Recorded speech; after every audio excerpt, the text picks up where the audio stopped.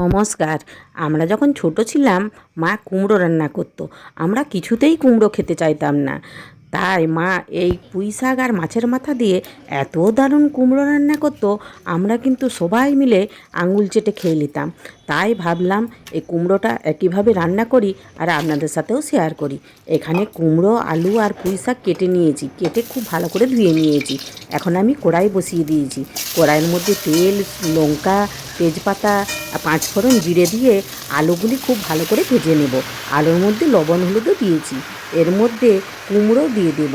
কুমড়ো কয়েক সেকেন্ড নাড়াচাড়া করে আদার পেস্ট, জিরে গুঁড়ো, হলুদ গুঁড়ো, লঙ্কা গুঁড়ো, কাশ্মীরি লঙ্কার গুঁড়ো আর অল্প একটু সবজির মশলা দেব। তখন তো সবজির মশলা ছিল না, এখন আমি স্বাদটা বাড়ানোর জন্য একটু সবজির মশলা দিচ্ছি। আর এখানে কয়েকটি মাছের মাথা নিয়েছি। আমি মাছের মাথাগুলি ধুয়ে লবণ হলুদ মাখিয়ে নিয়েছি।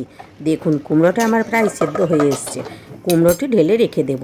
এর মধ্যে কড়াই বসিয়ে দিয়েছি। কড়াইয়ের মধ্যে মাথাগুলি খুব ভালো করে ভেজে নেব। মাথাটা কিন্তু খুবই ভালো করে ভাজতে হবে। দেখুন ভাজার পরে এইভাবে একটু করে ভেঙে দেব। ভেঙে দিয়ে সেদ্ধ করা কুমড়োটি দিয়ে দেব। একটু নাড়াচাড়া করলেই রান্না রেডি। আমি এখানে চিনি দিচ্ছি না, আপনারা অল্প চিনি দিতে পারেন। আজকের ভিডিওটি ভালো লাগলে একটা লাইক করার অনুরোধ রইল। প্লিজ সাবস্ক্রাইব করবেন। আবার দেখা হবে নতুন কিছু রেসিপির ভিডিওতে। আপনারা ভালো থাকবেন।